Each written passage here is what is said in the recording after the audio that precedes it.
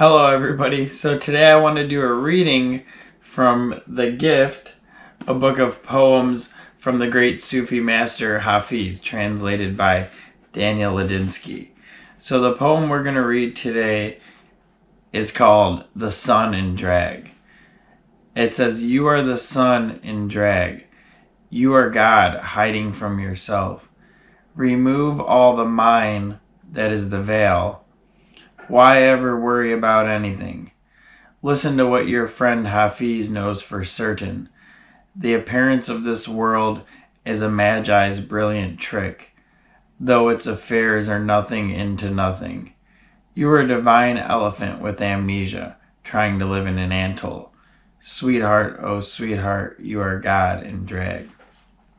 But before we get started talking about this, feel free to check out my website, becomingnobody.org. Look in the description if you'd like to donate to my Patreon account to support my work, and hit the little notification bell if you want to be notified when videos come out from this channel. So this poem starts off by saying, "You're the sun in drag. You're God hiding from yourself. Remove all the mine that is the veil."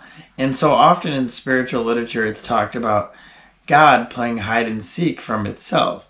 And the idea behind this is that God, or the life source or life breath of the universe, that which is behind and before all existence and creation, is playing a game by hiding from itself in all of us, in everything, forgetting that it is God and is the source of life, and getting lost in the creation and hiding as each individual separate one of us.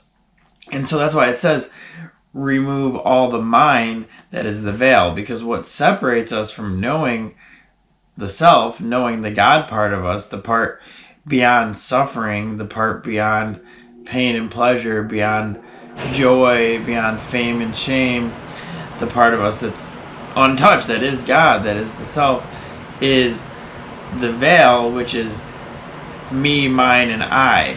And Swami Satchitananda said, if you want to know how far along you are on the spiritual path, see how many things you have left that you think of as me and mine and I.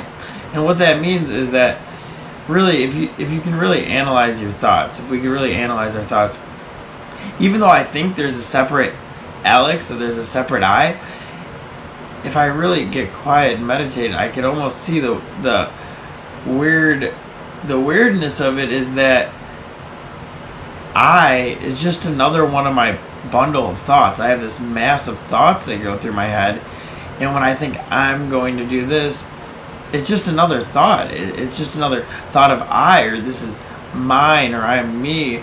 So rather than the awareness being free, and it's just this whole universe that is, and the experience sort of that this part of the self is going through is this localized awareness, I build up an ego that's separate by thinking that these are my thoughts, this stuff belongs to me, this is my behaviors, this person is mine, this is my girlfriend, my family member, these are my possessions. So as I think I, me, and mine, that's what veils me from seeing the self. That's where the ego is. Now it still is God, but it's God hiding from itself, God not knowing that it is the self. Therefore, there's a lot more pain and suffering involved. And then Hafiz says, "Why ever worry about anything? Listen to what your friend Hafiz knows for certain. The appearance of this world is a Magi's brilliant trick, though its affairs are nothing into nothing." So it's a brilliant trick that we've played on ourselves so that this world seems so stable, so fixed, so real. Everything seems so important. It's such a big deal. So much is at stake. And what Hafiz is saying here is that don't worry. Though it seems like that, everything just dissolves back into nothingness, which you could even look at from the perspective of in billions of years the earth will be gone. In a certain amount of time the sun will be gone. In a certain amount of time it's likely that the universe will be gone. And in Hindu mythology, that's the idea of it, is that every so often God pulls the universe back into itself, or you could say that it collapses and then it bursts out again into new life. But really, to look at it practically and in your own life, like that the world is an illusion, that its affairs are nothing into nothing. If you can just meditate and sit there and get quiet enough and ask yourself questions such as, what is this?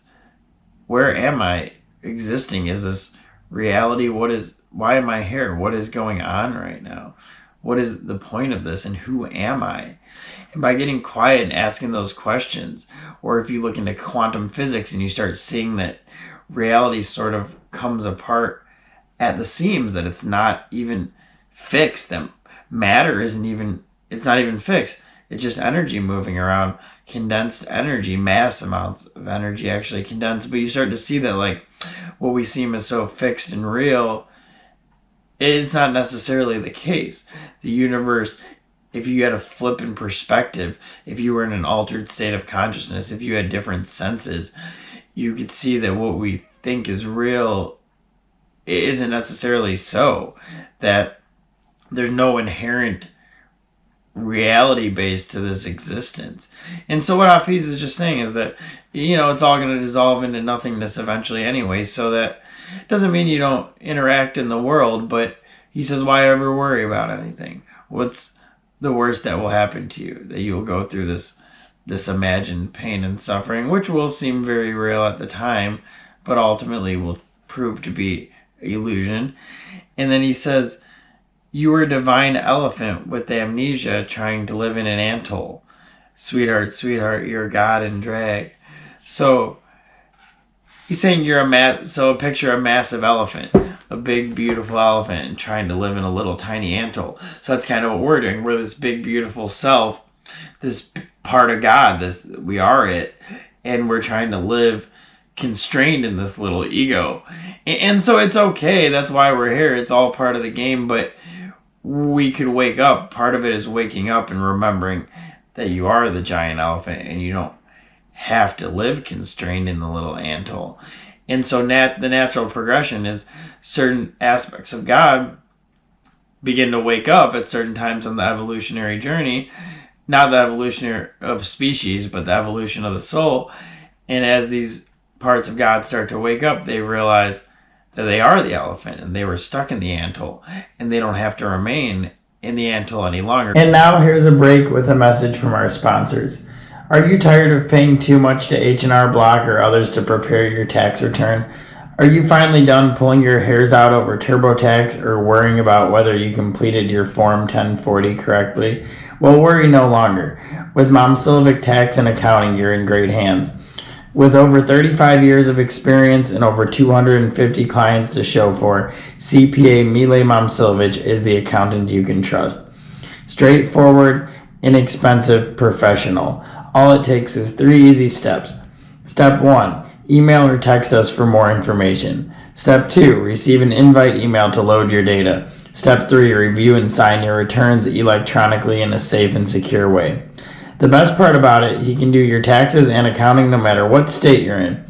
If you want a knowledgeable licensed expert, he's your guy, with tax returns starting at $125 for single filers and $150 for joint filers. You are guaranteed a fair price and excellent service. Stop the worrying and leave it up to the professional. Email Mile at info@momcilovicaccounting.com, text him at 773-578-0996, or go to momcilovicaccounting.com. Website link and contact information can be found in the description below. To learn more, follow Momcilovic Tax and Accounting on Instagram, Facebook, Twitter, or LinkedIn. Also, if you have any tax or accounting related questions, feel free to contact Mile free of charge. Start your journey of a stress-free tax season today.